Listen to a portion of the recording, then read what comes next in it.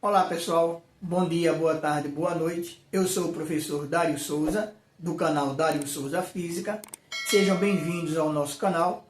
Hoje nós vamos falar sobre um tema muito fascinante da física, a propagação do calor. Como nós sabemos, o calor é uma forma de energia em trânsito, sempre de regiões mais quentes para regiões mais frias. Essa ideia, que parece simples, na realidade levou séculos para ser compreendida. E foi no século XIX que o cientista Joseph Fourier formulou a famosa lei de Fourier, descrevendo matematicamente como o calor se propaga nos materiais. Vamos explorar juntos as três principais formas de propagação do calor: a condução, a convecção e a radiação. Logo após a vinheta.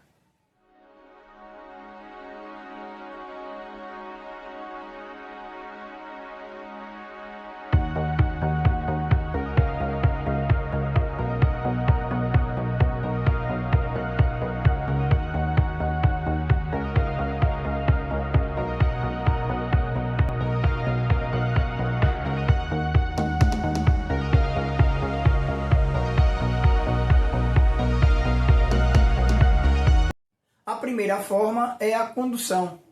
Ela acontece quando o calor passa de partícula em partícula por contato direto. Imagine uma barra de metal em que uma de suas extremidades está em contato direto com a fonte térmica. A outra extremidade irá se aquecer, mesmo não estando em contato direto com esta fonte. Isso é condução. A expressão aqui ao lado nos diz que esse fluxo do calor é a razão entre a quantidade de calor na unidade de tempo. Observe também que nós temos que K representa o coeficiente de condutividade térmica que depende do material. A é a área da superfície desse corpo.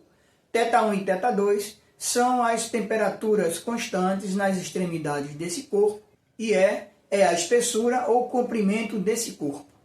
A segunda forma é a convecção, que ocorre nos líquidos e gases. Aqui, o calor é transportado pelo movimento do fluido. Um exemplo clássico dessa propagação é a água fervendo. A parte quente sobe e a parte fria desce, criando dessa forma o que nós chamamos de corrente de convecção.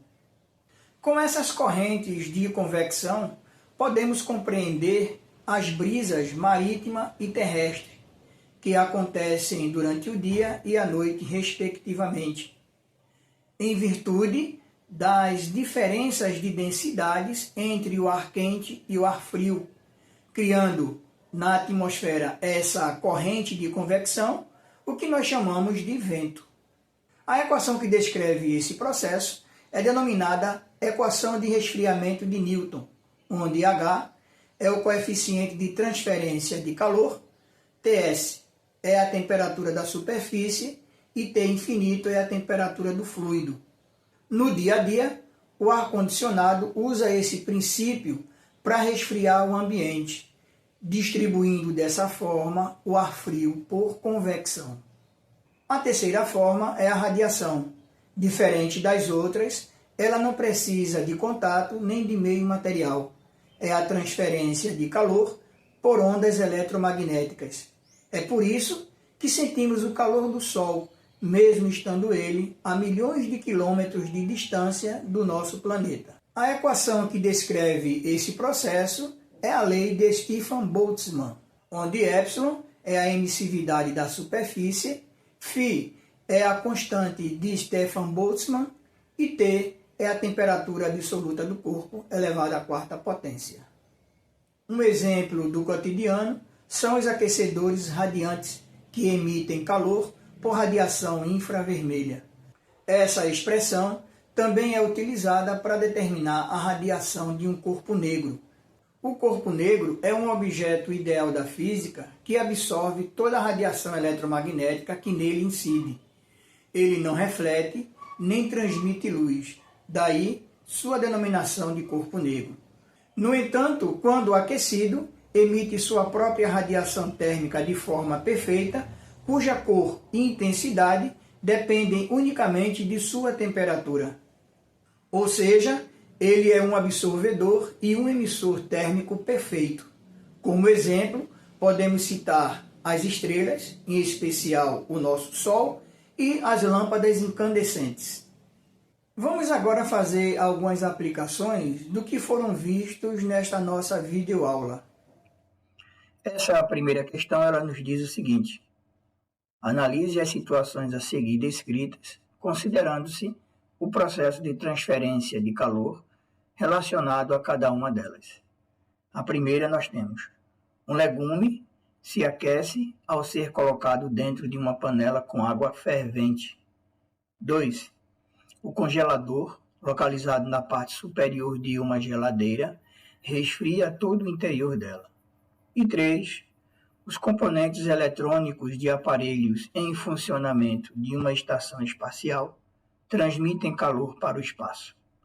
As situações 1, 2 e 3 correspondem, respectivamente, ao processo D. Então, nós temos a alternativa A: condução, convecção e condução. Letra B: convecção, radiação e convecção. Letra C: condução, convecção e radiação. E letra D: radiação, condução e radiação. Nessa primeira situação, nós temos aí que o calor é transferido da água quente para o legume através do contato direto. Então, temos aí a condução do calor, ou seja, o processo de propagação do calor por condução. Já na segunda situação, nós temos que o ar frio ele desce por ser mais denso que o ar quente e, consequentemente, o ar quente ele sobe por ser menos denso que o ar frio e, dessa forma, cria-se aí uma corrente de convecção. Então, nós temos aí na segunda situação o calor sendo transferido por convecção. Já na terceira situação, como nós não temos no espaço meio material, o calor ele só pode ser transmitido através de ondas eletromagnéticas. Então, dessa forma, temos aí a propagação do calor por radiação. Então, a alternativa dessa nossa questão é a letra C. Já para a nossa segunda questão, nós temos o seguinte: analise as afirmações referentes à condução térmica. Na primeira afirmação, ele diz: para que um pedaço de carne cozinhe mais rapidamente, pode-se introduzir nele um espeto metálico. Isso se justifica pelo fato de o metal ser um bom condutor de calor. Na afirmação 2, os agasalhos de lã dificultam a perda de energia na forma de calor do corpo humano para o ambiente, devido ao fato de o ar aprisionado entre as fibras ser um bom isolante térmico. E na afirmativa 3, devido à condução térmica, uma barra de metal mantém-se em uma temperatura inferior à de uma barra de madeira colocada no mesmo ambiente. Podemos afirmar que alternativa A: 1, 2 e 3 estão corretas. B: 1, 2 e 3 estão erradas. C: apenas 1 está correta. D: apenas 2 está correta. E letra E: apenas 1 e 2 estão corretas. Analisando cada uma das afirmativas, a primeira afirmativa está correta, em virtude de nós termos aí o metal como sendo um excelente condutor térmico.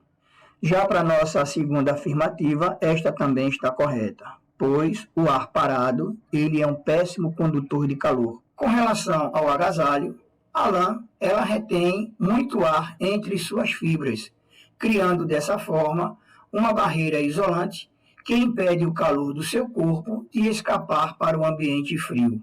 Já para a nossa afirmativa 3, esta está incorreta, uma vez que, pelo fato dos dois estarem no mesmo ambiente, há tempo suficiente para que eles atinjam o equilíbrio térmico. E a sensação de que o metal está mais frio é pelo fato de que o metal ele é um bom condutor térmico, e dessa forma ele rouba mais rápido o calor de suas mãos do que a madeira. Então o gabarito da nossa questão é a letra E, onde nós teremos aí as afirmativas 1 e 2 corretas. Para a nossa terceira questão, ele diz o seguinte: as estufas são ambientes iluminados pelo sol que conseguem manter o calor em seu interior, ocasionando temperaturas mais altas em seu interior do que no exterior. Entre as afirmativas abaixo, qual delas afirma por que isso ocorre? A letra A, nós temos condução, letra B, convecção, letra C, irradiação, letra D, condução e convecção, e letra E, convecção e irradiação. Bom, analisando nossa questão, o fenômeno ocorre principalmente por irradiação, uma vez que a luz do Sol atravessa o material transparente da estufa e aquece o ambiente interior. Essa energia é refletida em forma de radiação infravermelha, que é o calor, e fica presa, uma vez que o vidro ou plástico é opaco a esse tipo de radiação, mantendo dessa forma o ambiente interior aquecido. E assim, o gabarito para essa nossa questão é a letra C. Para nossa quarta e última questão, temos o seguinte. Uma sala de estúdio é mantida a temperatura de 20 graus centígrados e encontra-se separada de uma sala vizinha a temperatura ambiente de 30 graus centígrados por uma janela retangular de vidro de 8 milímetros de espessura, 1 metro de altura e 1,5 metro de largura. Sabendo que a condutividade térmica do vidro é 0,80 watts por metro Kelvin, o total de calorias transmitida pela janela após 4,2 minutos é de aproximadamente. Então temos aí as alternativas. Letra A, 1,50 quilocaloria. Letra B, 37,8 quilocaloria. Letra C, 60 quilocaloria.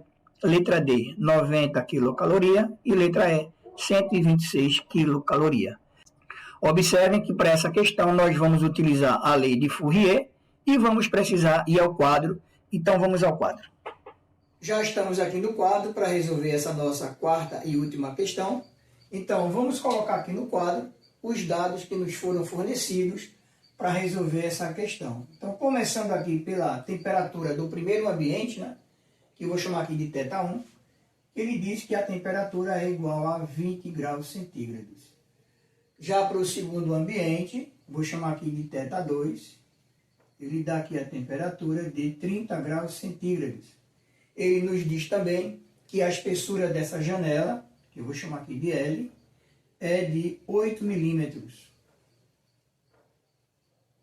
E ele nos fornece também as outras dimensões, né? Como a altura da janela, que eu vou chamar aqui de H, ele diz que essa altura é de 1 metro, e diz que a largura dessa janela, eu vou chamar aqui de L minúsculo, é de 1,5 metro. Ele fornece também o tempo que ocorre esse fluxo de calor, né? Ou seja, nosso ΔT igual a 4,2 minutos. E fornece também o coeficiente de condutividade térmica do vidro dessa janela, ou seja, K igual a 0,80 watts por metro vezes Kelvin. Bom, gente, o que nós vamos precisar aqui para responder essa questão é encontrar o fluxo de calor, tá? E de acordo com o nosso coeficiente de condutividade térmica, ele será determinado em watts, né? Ou joule por segundo, certo?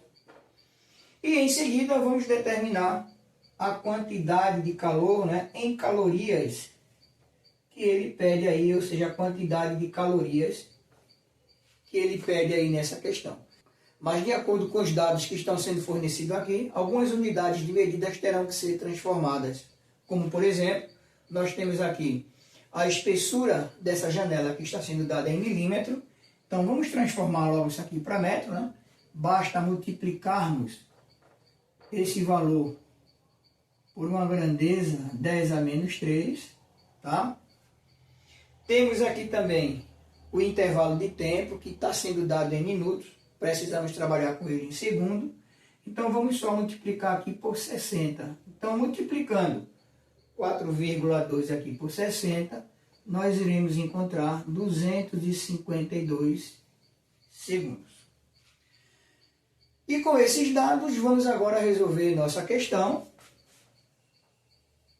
utilizando, né, a lei de Fourier, onde nós vimos que o fluxo de calor é dado pela razão da quantidade de calor em função do intervalo de tempo ou na unidade de tempo. Mas vimos também que esse fluxo ele também pode ser determinado pelo produto da constante de condutividade térmica desse material vezes a área de incidência desse fluxo de calor multiplicado aqui, no caso aqui eu vou colocar aqui a variação, mas no caso é a diferença entre as temperaturas desses dois ambientes aqui no caso da nossa questão, como também pode ser a diferença entre as extremidades do corpo. Tudo isso aqui dividido pela espessura, que eu vou chamar aqui de L. Então eu vou apagar aqui o quadro para dar continuidade à nossa questão. Dando continuidade à nossa questão, vamos utilizar aqui a primeira expressão, a lei de Fourier, mas observem que como ele dá as dimensões da janela, nós iremos precisar da área da janela. Então vou colocar aqui a determinação da área, né, que é base vezes altura, já que é uma janela retangular. Então nós temos que a área vai ser igual à base, que ele dá aí no caso, vamos colocar aqui a largura de 1,5 m, vezes a altura que é 1 metro. Então 1,5 vezes 1, nós temos aí 1,5 metro quadrado, é a área da janela. Tá? Então é isso que nós vamos utilizar. Bom, então determinada aqui a área, podemos agora utilizar a nossa primeira expressão para determinarmos o fluxo de calor. Então vamos utilizar aqui o seguinte, né? Então teremos φ é igual ao coeficiente de condutividade térmica do vidro, 0,80, vezes a área, que nós calculamos aqui, 1,5, vezes a diferença de temperatura entre esses dois ambientes, 30 menos 20, 10. Tudo isso aqui dividido pela espessura da janela em metros, 8 vezes 10 a menos 3. Tá? E agora vamos fazer o uso do conhecimento de nossa notação científica para facilitar os nossos cálculos. Então aqui teremos que φ é igual a 0,80, eu posso escrever 8 vezes 10 elevado a menos 1, vezes 1,5 vezes 10, dividido por 8 vezes 10 a menos 3. Observe que aqui eu posso simplificar 8 por 8. Então ficaremos o seguinte, né? Fluxo de calor vai ser igual. Aqui nós temos 1,5 vezes produto de potência de mesma base, repete a base e soma os expoentes. Menos 1 mais 1, 0. Sobre, aqui ficamos com 1 vezes 10 elevado a menos 3. Então temos o seguinte, né? Fluxo de calor, φ, vai ser igual a 1,5 dividido para 1, 1,5. Divisão de potência de mesma base, repete a base e subtrai os expoentes. 0 menos 3, então 0 mais 3, 3 positivo. Tá? Então vamos tirar aí essa base 10 aqui, né? Então teremos que o fluxo de calor é igual, tirando a base, vamos deslocar a vírgula 3 casas para a direita. Então teremos aí o nosso fluxo de calor igual a 1.500 joules por segundo ou watts, né?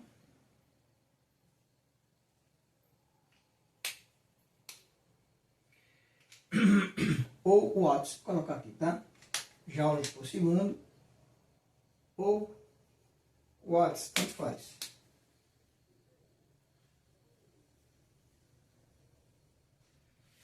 Bom, dessa forma encontramos o fluxo de calor e agora vamos para a segunda parte, que é determinar essa quantidade de calor em calorias que ele pede para que a nossa questão seja resolvida. Então, mais uma vez, vou apagar o quadro para dar continuidade à nossa questão. Chegamos agora na parte final da nossa questão. Encontramos o fluxo do calor de 1.500 joules por segundo e agora vamos utilizar a nossa expressão onde o fluxo de calor é a razão entre a quantidade de calor na unidade de tempo. Então, se nós queremos essa quantidade de calor, então teremos que a quantidade de calor vai ser igual ao intervalo de tempo vezes o fluxo de calor. Tá? Então, vamos substituir aí o que nós já temos, né, na nossa expressão. Então, teremos quantidade de calor vai ser igual ao intervalo de tempo, que nós já fizemos a transformação para segundo, né, que deu 252 segundos, vezes o fluxo do calor que nós encontramos aqui, 1.500 joules por segundo. Quantidade de calor, multiplicando aqui 252 por 1.500, nós teremos 378.000 joules de calor, que é esse fluxo. Agora, sabemos que essa não é a resposta. Ele pede para que essa quantidade de calor seja determinada em calorias. Então, nós vimos em nossas aulas que uma caloria corresponde a 4,2 joules de energia. Então, se nós temos 378.000 joules de energia, isso vai corresponder à quantidade de calor em calorias de quanto? Então, fazendo aí meio pelos extremos, quantidade de calor vai ser igual a 378.000 joules dividido por 4,2. Então, dividindo aí 378.000 por 4,2, nós teremos aqui uma quantidade de calor de 90.000 calorias. Tá? Como nós não temos 90.000 calorias na nossa resposta, isso quer dizer que a nossa quantidade de calor é igual a 90 quilocaloria.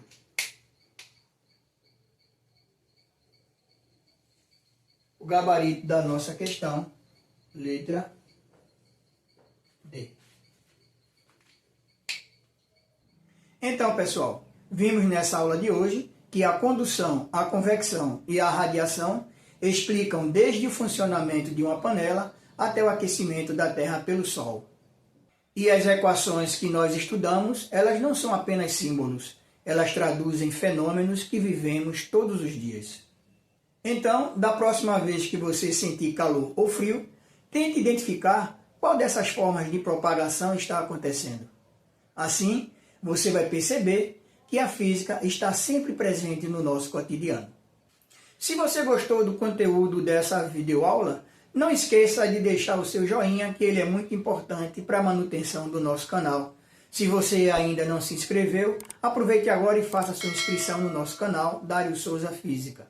Também não deixe de compartilhar com seus amigos nas redes sociais e caso você tenha alguma dúvida, faça seus comentários aqui embaixo. Por hoje ficamos por aqui, até a próxima e um grande abraço.